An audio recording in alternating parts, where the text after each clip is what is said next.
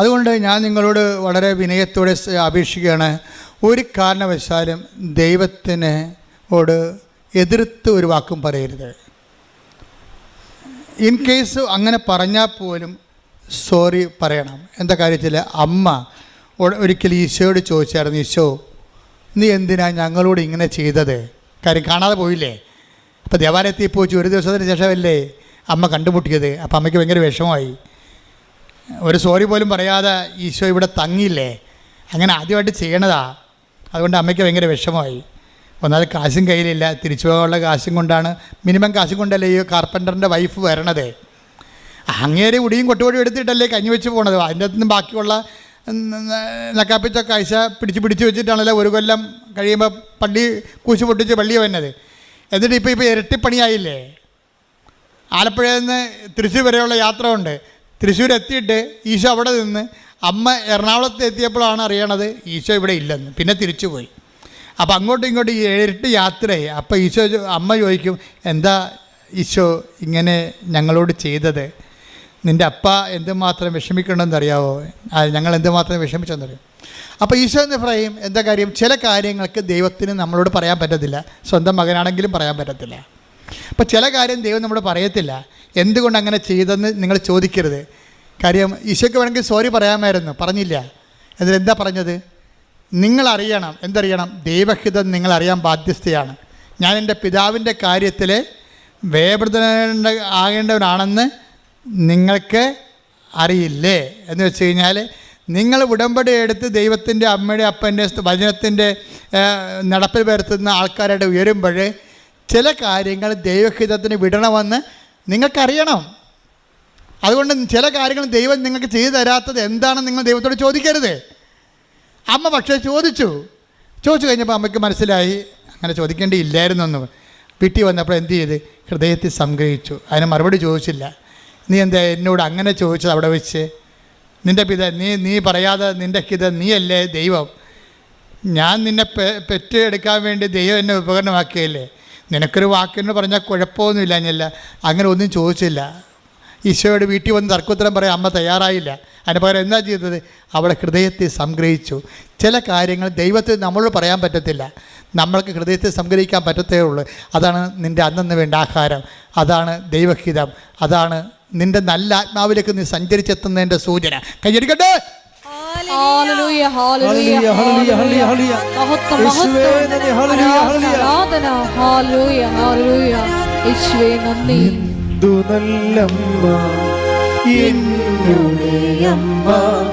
എനിക്കും ഈശോയ്ക്കും ഒരേ അമ്മ,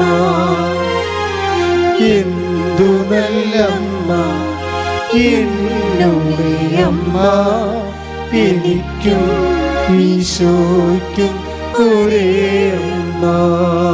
പരിശുദ്ധ പരമ ദിവ്യകാരുണ്യത്തിന് പരിശുദ്ധ പരമ ദിവ്യകാരുണ്യത്തിന് മകളെ, whatever happens to us, എല്ലാ സമയങ്ങളും നിങ്ങൾ ദൈവത്തോട് പ്രാർത്ഥിക്കേണ്ടത്, ഉടമ്പടിയിൽ പുതുക്കി കഴിഞ്ഞാൽ ഒരു നിയോഗം വെക്കേണ്ടത് എന്താണെന്നറിയാവോ? കർത്താവെ, സമയത്തും അസമയത്തും സുവിശേഷം പ്രസംഗിക്കണമെന്ന് എന്നോട് പറഞ്ഞിട്ടുണ്ട്. സമയത്തും അസമയത്തും സുവിശേഷത്തിൻ്റെ ചൈതന്യം ഉൾക്കൊള്ളാൻ എന്നെ സഹായിക്കണമേ.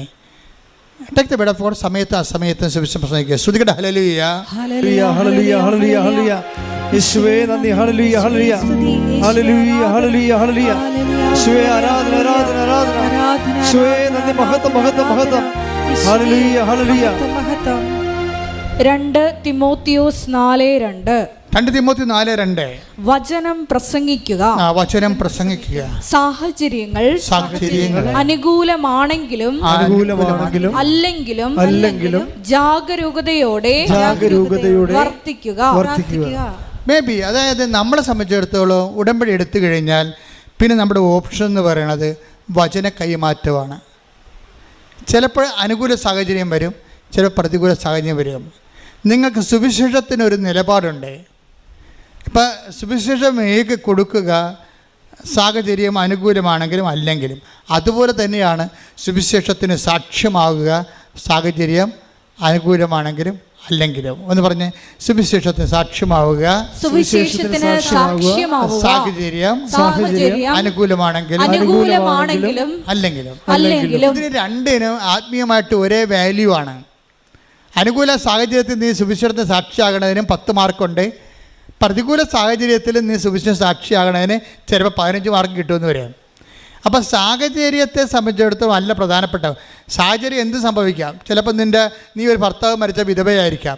ചിലപ്പോൾ നീ 2 അബോർഷൻ കഴിഞ്ഞിട്ടുള്ള ഇങ്ങനെ കൂടെ അബോർഷൻ ടെൻഡൻസി കാണിക്കുന്ന ഒരു ഗർഭപാത്രമൊക്കെ നിനക്കുള്ളത്. സാഹചര്യം എന്തുമാകാം നിൻ്റെത്. പക്ഷേ ഇതെല്ലാം കഴിഞ്ഞിട്ട് വയറെ പൊത്തി പിടിച്ച് ദൈവത്തിൻ്റെ തന്തയ്ക്ക് വിളിച്ചൊരു കാര്യമില്ല. എന്താ ചെയ്യേണ്ടത്? കർത്താവേ, ഞാൻ നിൻ്റെ മുമ്പിലൂടെ പോവുകയാണ്. കാര്യം ഉടമ്പടി ചെയ്യുമ്പോൾ ആദ്യം പറഞ്ഞത് എന്താണ്? ദാവീദ് പറഞ്ഞതും എബ്രഹാം പറഞ്ഞതും ഒരു കാര്യമാണ്. എന്താണ്? എബ്രഹാത്തിനോട് ദൈവം പറഞ്ഞത് എന്താണ്? നീ എൻ്റെ മുമ്പാകെ ഉണ്ടാകണം, സാഹചര്യം അനുകൂലമായാലും പ്രതികൂലമായാലും. മനസ്സിലായി? വേറെ കണ്ടവൻ്റെ പുറകെ മുമ്പേ പോയി നിൽക്കരുതെന്ന് അർത്ഥം. Take the bed of God 17:3. ശ്രുതിക്കട്ടെ ഹല്ലേലൂയ. ഉൽപ്പത്തി 17:1. അബ്രാമിന് 99 വയസ്സായി കർത്താവ് പ്രത്യക്ഷപ്പെട്ട് അവനോട് അരുളി ചെയ്തു, സർവശക്തനായ ദൈവമാണ് ഞാൻ, എന്റെ മുമ്പിൽ വ്യാപരിക്കുക, കുറ്റമറ്റവനായി വർത്തിക്കുക. ഇതിന്റെ വിഷയം എന്ന് വെച്ച് കഴിഞ്ഞാൽ whatever happens to you, പക്ഷെ നീ എൻ്റെ മുമ്പിൽ തന്നെ ഉണ്ടാകണം. Because I am almighty God.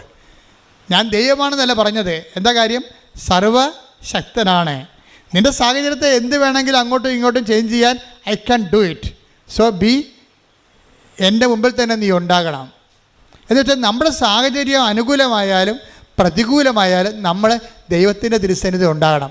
അല്ലാതെ ഇന്ന് കൊച്ചു സൈക്കിളെ ഇടിച്ച് അല്ലെങ്കിൽ മകളെ പട്ടി കടിച്ചെന്ന് പറഞ്ഞ് ഇന്ന് കുടുംബപ്രാർത്ഥന വേണമെന്ന് പറയരുത്. നീ ദൈവത്തിന് മുമ്പിലല്ല അപ്പോഴും. ഇന്ന് നമ്മൾ ഉടമ്പടി എടുത്തിട്ട് അപ്പോൾ നമ്മൾ പച്ചത്തിരി കത്തിക്കുമ്പോൾ തന്നെ ഭർത്താവ് അവിടെ കിടന്ന് 2 സ്മോളൊക്കെ വിട്ടിട്ട് അവിടെ കിടന്ന് പറയും, പച്ചത്തിരി കത്തിച്ച് കൊച്ചിനെ പട്ടി കടിച്ചെന്ന് പറയും.